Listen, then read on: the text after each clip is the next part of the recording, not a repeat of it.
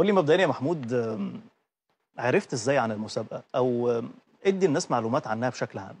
هو أنا كالقارئ الماسي بالذات يعني مم. أعرف من الإنترنت أو السوشيال ميديا، كان في إعلانات وكده، وكان في جروبات بتمهد للقراءة عمومًا، اه. فكانوا بيعملوا إعلان عن المشروع الوطني للقراءة، فمن خلاله بقى إيه بدأنا إن إحنا نقدم ليه يعني على الsite بتاعه وبس يعني مم. لخصنا قريت 30 كتاب. مثلا عن الشروط اللي المفروض تكون متوفرة فيكم وانتوا داخلين الشروط سهلة، يعني أنت بتلخّص 30 كتاب مم. في 1000 حرف، يعني أقل تقريبًا من صفحة. المفروض إن هم يبقوا في مجالات متعددة، حوالي اه. 5 مجالات، بس أنا كنت عملت في حوالي 9 مجالات يعني اه. متعددين. اي مجال بقى، هو بيقول لك 30 تاريخ، كتاب. علم نفس، أنثروبولوجيا، أي حاجة مم. متعددة يعني. انت قرأت في ايه بقى؟ أنا قرأت في الأدب بشكل مخصوص يعني، الأدب العالمي عمومًا، وقرأت في الأنثروبولوجيا، قرأت في اللسانيات اه. والتاريخ وعلم النفس. اه، ما شاء الله. طيب انت اصلا طالب جامعي، آه. صح كده؟ إمم. طالب في سنة كام بقى، في كلية الفرقة ايه؟ التالتة تجارة إنجليزي. بس انت يعني اهتميت بالجانب الادبي اكتر وانت الصراحة. بتقرأ يعني. إمم. ما فعلًا. خدتش ليه حاجة شبيهة بفكرة التخصص اكتر؟ بمعنى يعني إن أقرا يعني مثلا انت تخصصات. دلوقتي في كلية تجارة، إمم. ممكن تهتم بحاجات متعلقة بوظيفتك المستقبلية او طبيعة الدراسة الخاصة إمم. بيك.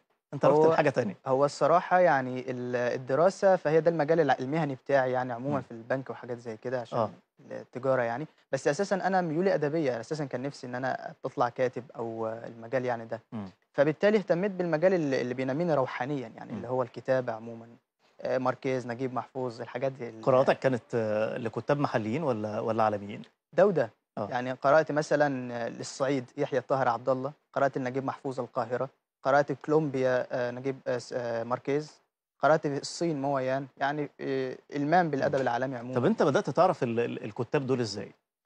عشان برضو والله لو حد بيتفرج علينا وحابب ان هو يتثقف، ياخد من تجربتك. والله هو من ترشيح أصدقاء قريبين مني يعني، مهتمين بالكتب عمومًا، مم. ترشيح نقاد برضه عارفهم، وجروبات القراءة اللي أنا اه، قُلت لحضرتك عليها اللي هي مهدت لي أساسًا للمشروع يعني. يعني انت موجود على الانترنت بهدف المنفعة، مش أساسًا. بهدف بقى الناس اللي هي بتضيع وقت، لا ده موجود اهو على الانترنت وعلى السوشيال ميديا، ولكن رايح لحتة جميلة جدا، حتة القراءة، حتة التثقيف. فما شاء الله على محمود، طبعا يعني هو فايز طبعا بمركز محترم، المركز السابع لجائزة القارئ الماسي. هو اصلا ايه القارئ الماسي؟ القارئ الماسي دي الفئة التالتة من الفئات يعني، في مم. فئة الخاصة بالطالب المثقف، وفي فئة المعلمين، وفي فئة القارئ الماسي. اه. القارئ الماسي اللي هو المفروض يعني يكون الجامعات يكون على درجة عالية يعني من الثقافة، التقويم يعني عمومًا، كلمة مم. ثقّف بمعنى إن هو قوّم، مم. تقويم، حتى العربي كان بيقول ثقّف العود أو ثقّف الخشب بمعنى إن هو قوّمه، مم. فالقارئ الماسي هي دي مهنته يعني عمومًا، إن هو اه، أو وجوده يعني. ربنا يبارك فيك الله يا يخليك. محمود.